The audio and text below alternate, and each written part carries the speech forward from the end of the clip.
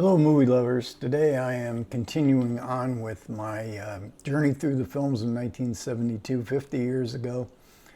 What were movies like back then? I was a big movie fanatic in 1972. So I'm revisiting these and so far it's been a really great experience. In this month's series of films in 1972 I'm calling Hollywood Auteurs. These were directors, some classic directors, some new directors. And in Deliverance, John Boorman, who is English, had already made a couple films for Hollywood studios, and this was his first big hit. This was in the top grossing 10 movies of 1972. It stars Burt Reynolds and Jon Voight, Ned Beatty, and Ronnie Cox. And it's about suburban men living comfortable lives in the suburbs of Atlanta, and they decide to go off on a weekend where they can go back to nature, taking a canoe trip down a river which is soon to be dammed and become a lake. The group of four is really led by Lewis, played by Burt Reynolds, and he's sort of a survivalist. He's all gung-ho into this survivalist lifestyle. He can do anything. He's a great archer. He knows the plan. He understands nature. He understands he wants to experience the risk, because this is a very dangerous river. And he has the contempt for civilization. And then his best friend is Ed, played by Jon Voight. But he loves the suburban life. He has a wife and a child, but he's attracted to Lewis's kind of primitive response to life, and that there's something, you just don't want to play the easy life of playing golf. Sometimes you have to get out there and even sort of, for men at least, get in touch with the tribalistic instincts of the hunter. And then there's Bobby and Drew, and played by Ned Beatty and Ronnie Cox, and this is something new to them. Ed has gone out with Lewis on other adventures, but the film implies that this is their first adventure. This is also the first film for both Ned Beatty and Cox, and Cox is a guitar player.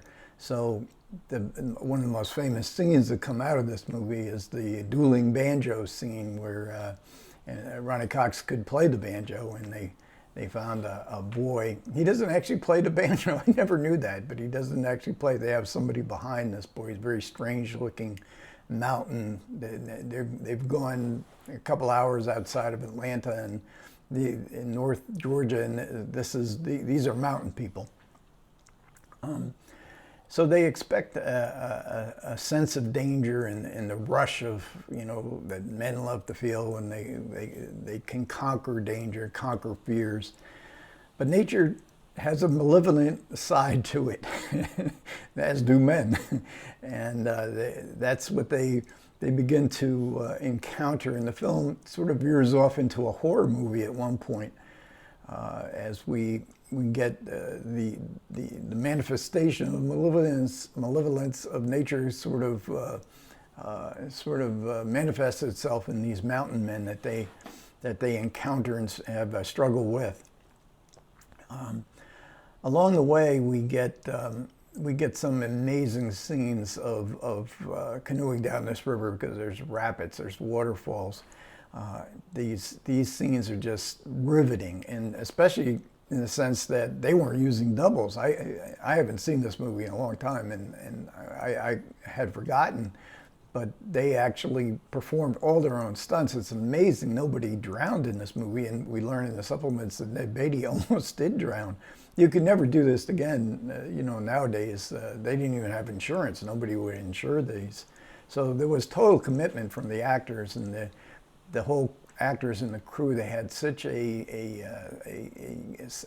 sense of camaraderie in tackling such a difficult project, and the actors, you know, you can really feel the togetherness that the actors had in these scenes. They were different kind of actors. Beatty and Cox were playing classical roles, Shakespeare kind of roles. Burt Reynolds came out of TV, had 3 flops with TV series. Jon Voight had a flop with his previous movie. He was very depressed, but he was method. He was a method actor. But all these different acting styles really meshed in together. And the sense of menace on the river is not just the danger of going down the river, but they desaturated the color in the movie, and it's filmed by Vilmos Zsigmond. And John Boorman, the director, had seen the dailies of McCabe and Mrs. Miller, which is just full of desaturated color. So when they're going down the river, this is not picture postcard river. this is the greens don't look, the greens look kind of wet and oily, and that really adds to a good bit of the danger and the tension of the movie. Also, the narrative becomes rather ambiguous, and there is a sense of almost like existential terror within the comfortableness of middle-class life. You know, it's a film about what it means to be a man. As so many films in 1972 were, they were about like, what does it mean to be a man, you know? So there's the Lewis, the Burt Reynolds side, and then there's the Jon Voight side, who represents civilization. And what lays out beyond this kind of comfort of middle class suburban life, country club, playing golf, going to work, finding comfort in the family, but there's this whole other world out there. And we really get a sense of that at the final scenes of the film. Now, this is a film based on a novel by James Dickey. It was a big best-selling novel. I read it. I think it came out in 1970. It got great reviews as a great, you know, suspense story, and I think I read it in one day. But Dickey had been a poet, a fairly well-regarded poet. I believe he was teaching in the University of South Carolina at the time that he wrote the book. And he also wrote the screenplay, and he was on set, but some of the actors didn't. He was sort of interfering with with their performances. Dickey saw aspects of himself in all 4 characters, so he had to leave the set. But Boorman wanted him back to play the sheriff at the end of the film. Dickey has this really. He was tall, he had a very imposing presence. He had this southern drawl that he spoke in real life, and especially we see a snippet of him reciting his poetry, very dramatic, but very slowly, and he's very effective when we do get to see him at the end. And in the supplements, and this is a Warner release, I believe. But they pack this with some really good supplements, and so we get a series about 15 minutes. I think there's 4 different supplements where we get the actors, we get John Boorman, and we get James Dickey's son commenting on the movie, what it was like to make the film. All these are really good. And then we get the John Boorman commentary. Now, a lot of what we hear in these other supplements, we hear also in the commentary, but at much greater length. And it's a really good commentary. And he says, you know, when he looks back on this film, he couldn't believe the amount of danger that he put his actors through, because, you know, Jon Voight climbed. There's a cliff climbing, and Jon Voight climbed that cliff, and he fell into the water. And when they go through the rapids, I mean, it's just like, how could these actors have ever done this? But it certainly adds to the the tension, the entertainment value of the film is certainly large. Watching these four actors putting their lives on the line. And Boorman's career, he had made a movie with the Dave Clark Five, Having a Wild Weekend, I think it was called, and then he made Point Blank with Lee Marvin, which had quite a bit of good notice for him as a director. And then he made Leo the Last, which with Marcello Mastroianni, and that was sort of an artsy kind of film that did not do any business.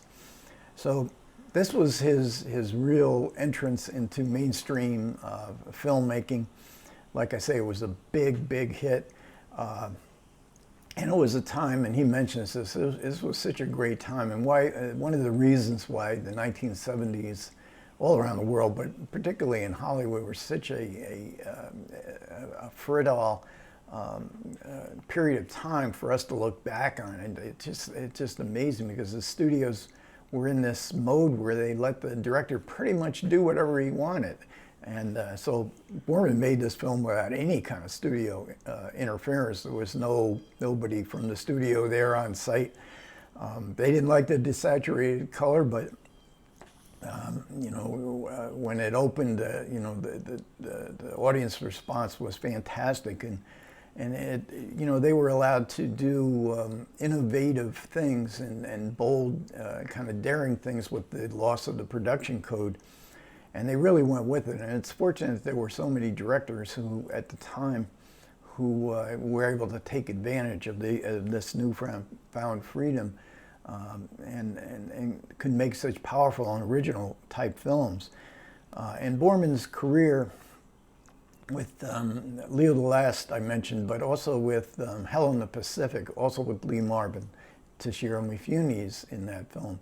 And these are sort of movies, especially Point Blank and Hell in the Pacific and Deliverance. These are about men in conflict, and basically they're stories of survival.